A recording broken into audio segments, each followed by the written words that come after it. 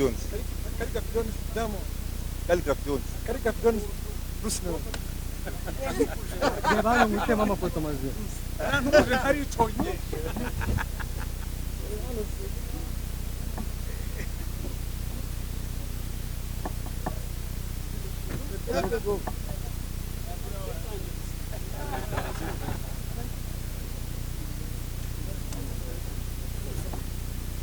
Rero Bruce Melody yinjira mu modoka ndetse nabye nawe bari bazi abakunzi bawe akavuga Kivumbi King akavuga Ben akavuga n'abandi ba artiste muri rusange bisobanuye iki ku muziki nyarwanda mwawe nk'umwakitse dufite kandi bisobanuye ko umuziki wageze mu karere ariko usibye ko nge nta birenze mbibonamo kubera ko internet niko bigenza twabonye amahirwe kuba twakira ibihangano byacu hanze n'abandi bakabibona nta gitangaza kirimo n'uko natwe tuza bibaho Melody abakunzi bawe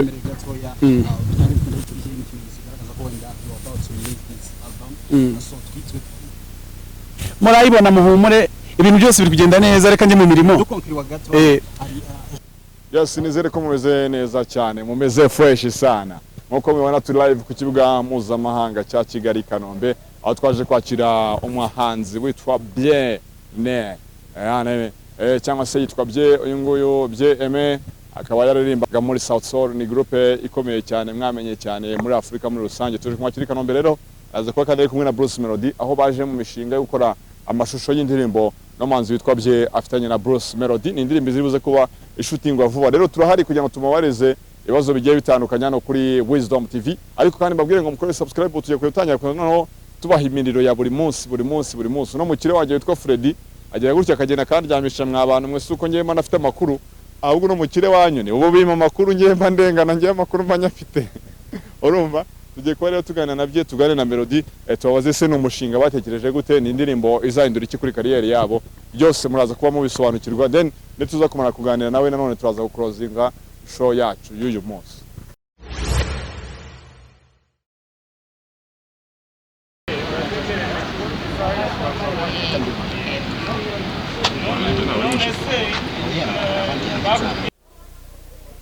indirimbo bafitanye ndetse bakaba baje gutunganya amashusho y'iyo ndirimbo mubona bye rero nava ku Kigali abana Kigali maze gusa naho iba mu rugo ko si ubwa mbere si n'ubwa kabiri amaze kuba ahaza bivuze ko rero uyu mugabo witwa Bye hano hamaze kuba mu rugo kabisa navuga ko kwitega muri game yacu Bye welcome back home man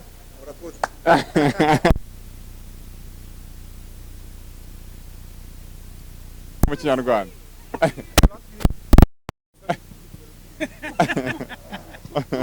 urabona rero Bruce Melody nawe abana mumubona kabisa cyane yahuye nabye tukaba tugiye kujyana ikiganiro gatoya cyane mu minota mike cyane turibuze gukoresha hanyuma tubabaze ku mishinga bafite y'indirimbo bakoranye n'ibindi byose muri buze kuba mumenya 5 kuri 5 tukaba rero tu live kibuga mpuzamahanga cya Kigali Kanombe atuje kuganira ndetse na Bruce Melody bitaye wacu turamuza mu Kinyarwanda uyu munsi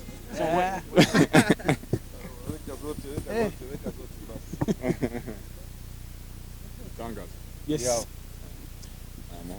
ni amahoro dore umushyitsi atugwiriyemo nawe yaba arabura ibyo aje gukora hano ndabizi ko ibindi kuvuga atabyumva ariko ari duke bayumva welcome back. What do you think always when you come back in Rwanda? I feel like I'm coming back home. My heart is up here. I love Rwanda so much. Yeah. I've been coming here for many years. I want to thank my brother Bruce Melody for inviting me. A beautiful song together. Coming to shoot the video. So anything to come back to Rwanda. So we know that it wasn't like the first time you was just talking to Bruce Melody, talking of collab. So the story behind this song, because we hope that it has taken like a long time, to decide that you have to have this song.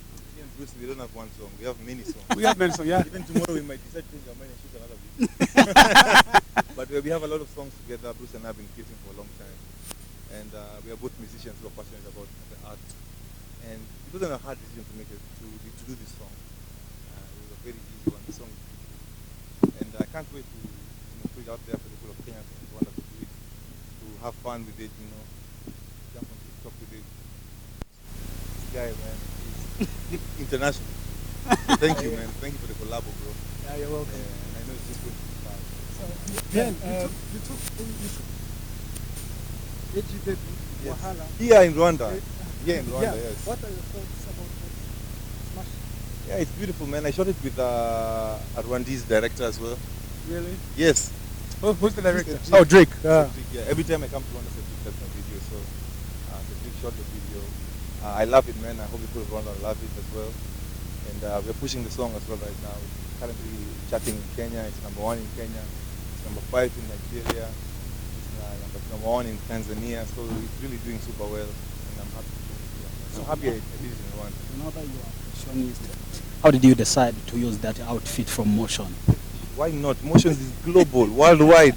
You know, Motions is a beautiful brand. Africans must understand that African designers are designer. The same way you wear Gucci, you wear Prada, you wear African designers. Motions is the same as any global designer I know in terms of quality, in terms of fashion, and the Rwandese elements and details that he puts on his clothes are global. So why not, man? That's my brother, man. Shout out to Motion. Let's talk about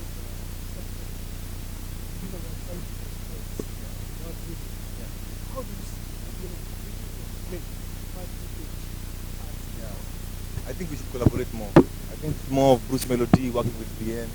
I think it's more of Tanzania working with Kenya. And the more we collaborate, the more we're going to move. We've seen that's the formula that West Africa has been using. Nigerians have done it. The French side of West Africa do it all the time. So East African artists, let's work together. Let's move together.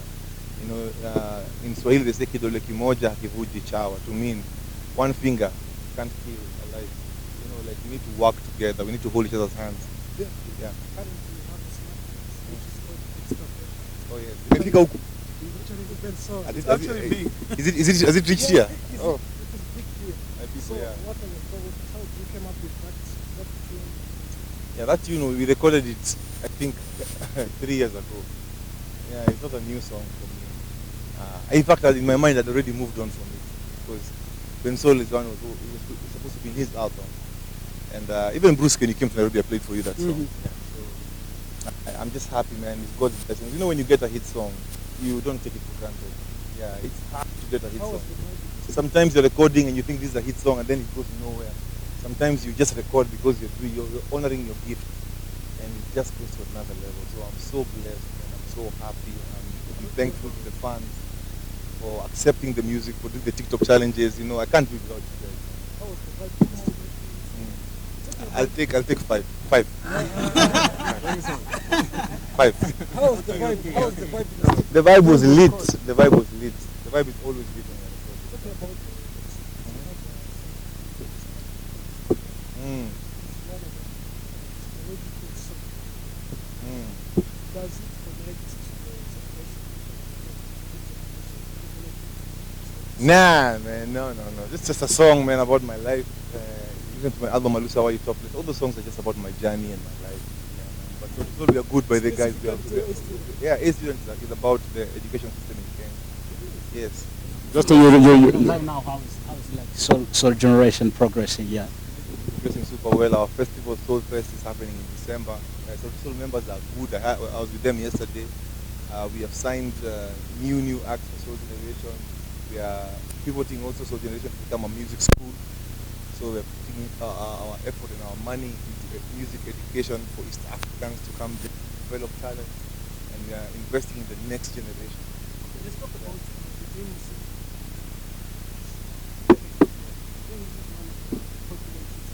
Yes. Yes. What do you think it is to bring this back? Kenya. And what do you I'm with the people. Artists must always be with the people. just you did a song with Bruce Melody. Let me take a question from someone. Thanks so much. You did a song with Bruce Melody coming to shoot a video. What do you think it will add to your career? You know, Bruce Melody is international.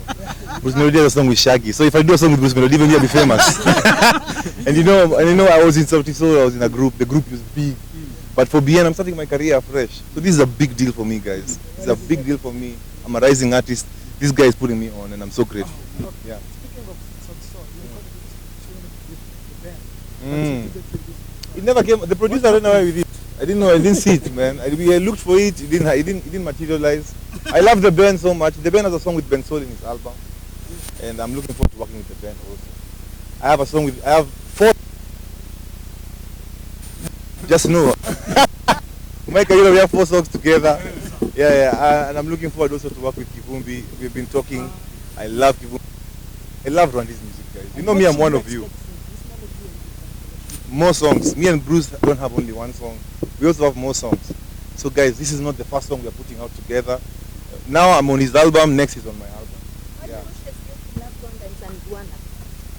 Because you know, when you look at my name, Bien-Aimé, I'm Rwandese. People everywhere, people see me in the world, they tell me I'm Rwandese. When I come here, I'm welcome so much. I love Sombe. I love the Daga. So what do I do, man? I just have to You should try man. it. Melody ikibazo kimwe Melody ikibazo kimwe kuri Melody abakunzi bawe akavuga Kivumbi King akavuga Ben akavuga n'abandi ba artiste muri rusange bisobanuye iki ku muziki nyarwanda mwawe nk'umwakitse dufite kandi bisobanuye ko umuziki wageze mu karere ariko usibye ko nge nta birenze mbibonamo kubera ko internet niko kubigenza twabonye amahirwe kuba twakira ibihangano byacu hanze n'abandi bakabibona nta gitangaza kirimo nuko natwe tuza bibabo Melody abakunzi bawe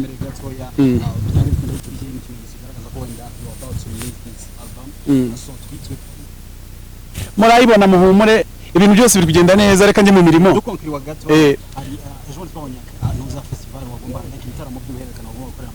bizaba ibitaramo bizaba ahubwo turaza kubaha neza impinduka nke kandi byose no kubigira neza no kugira ngo birusheho kugenda neza murabona ko ibyo turi gukora ari ukongera playlist ku yindi kugira ngo abafana bacu baba hose ku isi tubatema ibintu bizima abakunzi bawe ba muzika bari mu ntara bitegeki turabica thank you so much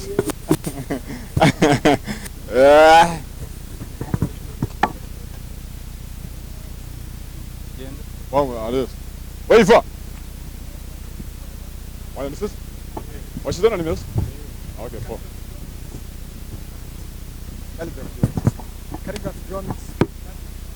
Calligraph Jones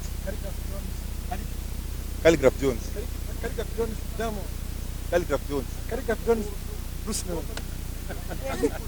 Bana mwite mama foto maze ntuje hari tonye